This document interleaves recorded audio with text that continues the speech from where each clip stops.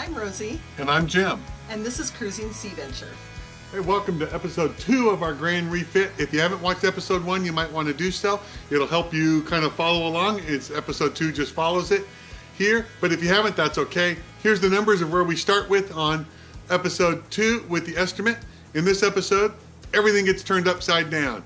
Where we're doing the work, what we find, the estimate, everything. So enjoy and let's go to it. Oh, I see it.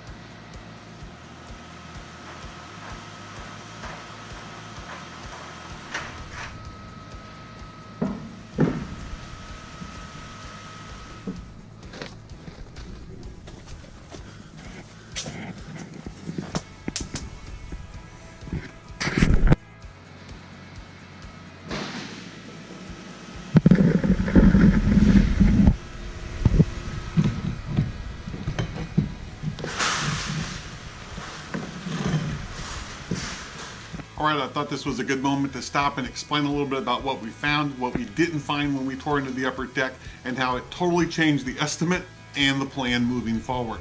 Once we removed the teak, we took some core samples and discovered that the plywood core is not bad. It is not deteriorated and it does not need replacement. It does have some spots where some water penetrated it, but that can be dried out, but it's good. It doesn't, now we don't understand the sag. Now we got to try to figure out why that's occurring. We all thought that was occurring because of a wood core deficiency. We would replace the wood core and it would fix the sag, both in the salon and in the cantilevered portion of the upper deck back in the cockpit area. So we got the naval architect involved. He did a whole bunch of measurements and calculations and gave us several pages of math that I don't understand at all.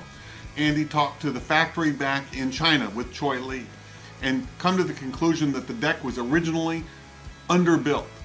And so we're fixing that problem after going through a lot of reiterations of how best to do that and make sure it's really strong and does what we want it to do for both the dinghy storage and the paravanes.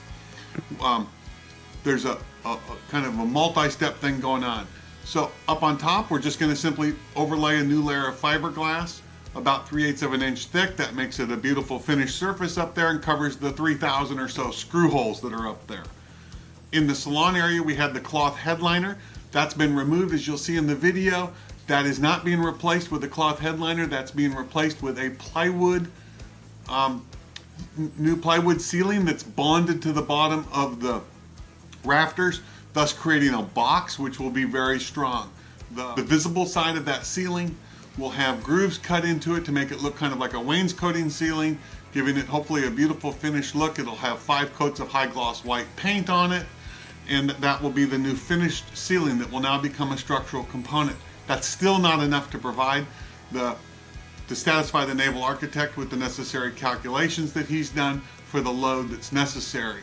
So in the middle of our, not quite in the middle, but close, but where there's a good convenient spot to do it in the salon, we're going to install a new 1 3/4 inch diameter stainless steel post that will have a plate at the top that spans 3 of the rafters and go down to the floor.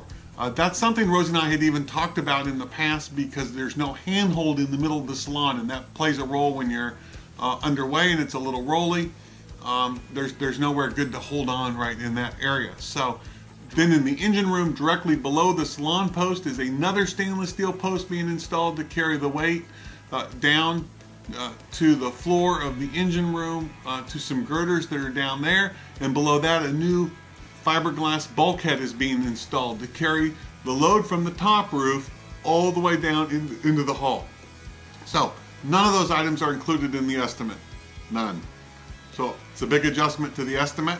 We take off kind of the removal of the plywood, of the core plywood in the replacement, but it actually doesn't make that big a difference in the estimate because instead of being able to simply cut away the fiberglass up there, we had to remove the 3,000 or odd screws that were left over from the teak and clean all that up, and that took 3 of their hardworking guys about a day and a half to do.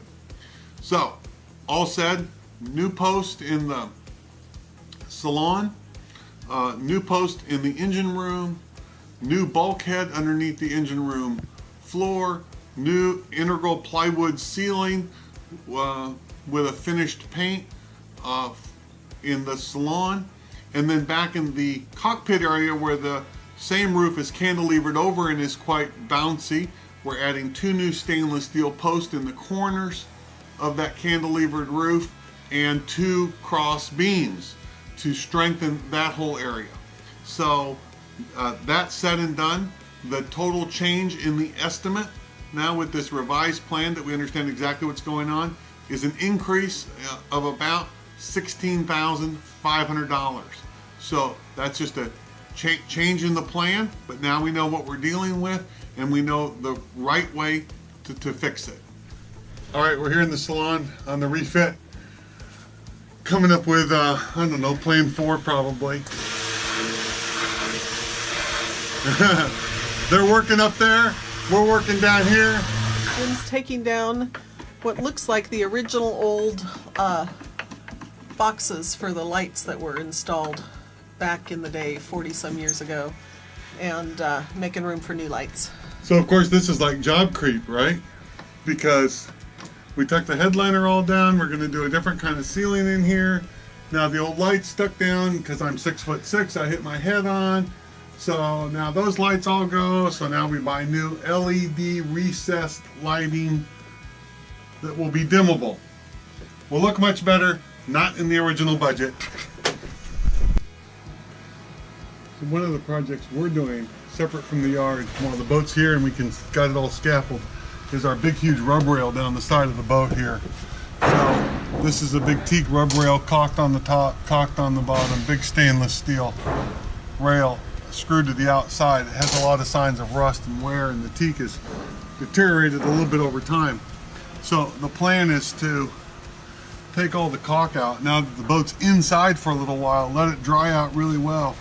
Then we've decided we're going to fill, prime, and paint this teak to match the hull, so it basically blends in rather than trying to restore the teak. I think painting it's going to be the best solution. The stainless steel rails we're going to take to a company in Everett that you'll see on the video, and they're going to electro polish them and work them and buff them and hopefully make them look almost like new. So that's the plan. So right now we're just taking the stainless steel rub rail off.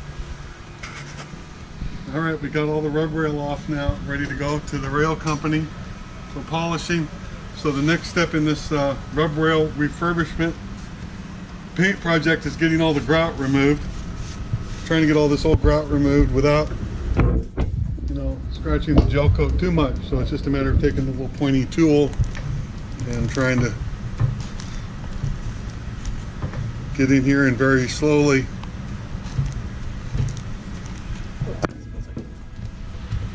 pick away at the old grout. So this is what Rosie and I are spending our afternoon doing here in Port Townsend.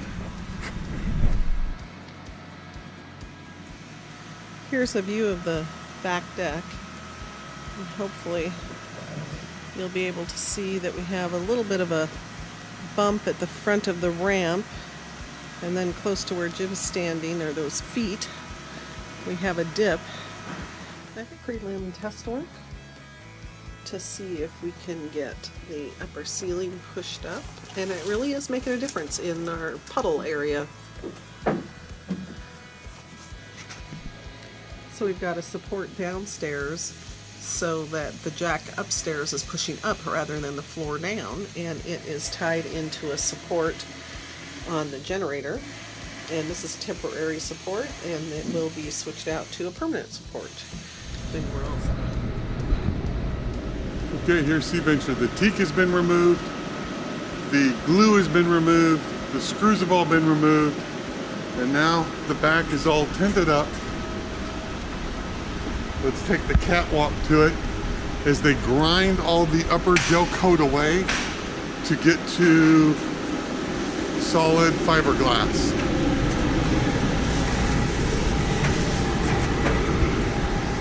So there's where we're at, working down to fiberglass.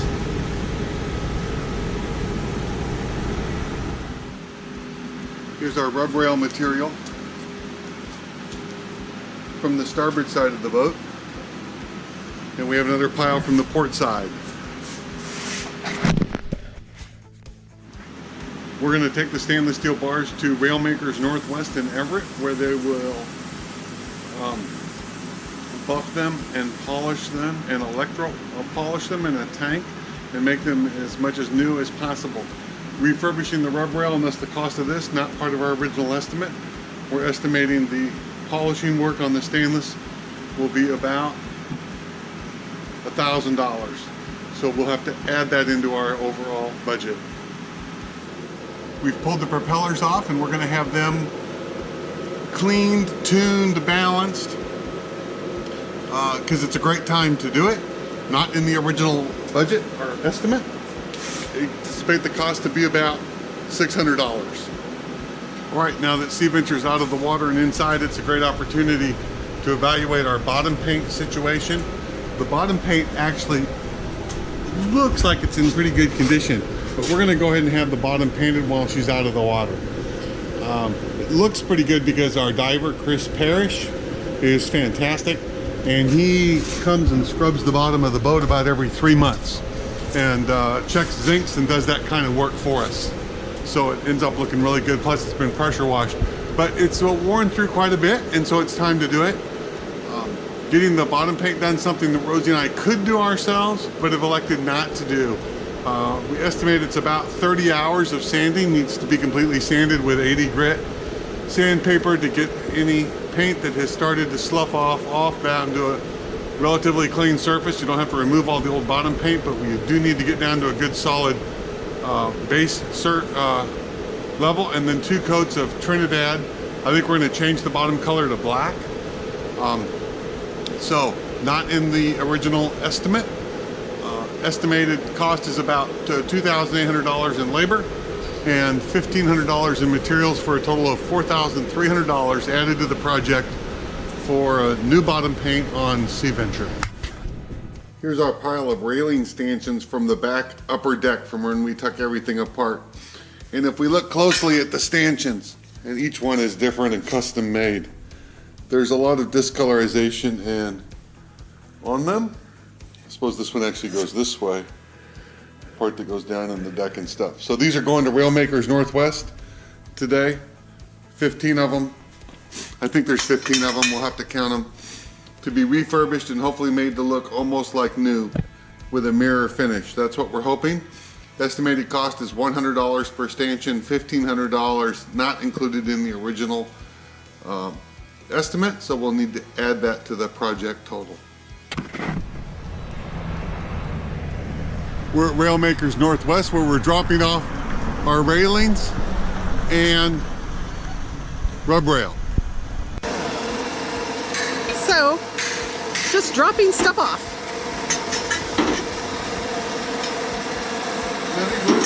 Oh. Barrels, and I treat it, neutralize it, and let the metal settle out of the bottom. All right, well, thanks for joining us. As you know, we made a lot of changes this go around, so here's the new numbers. Yikes. Yeah, exactly. That's, what we feared, but we've got to take care of what we got to take care of, and it's nice to be in the yard and see what's happening so we know why we're doing what we're doing. So at any rate, that's it for episode 2. We're moving on to refit episode 3 next week. Should have it out next Wednesday, and we'll see what the next week of work brings, and you can see how it goes along. For now, thanks for watching, and wishing you no wind and flat seas. Happy cruising.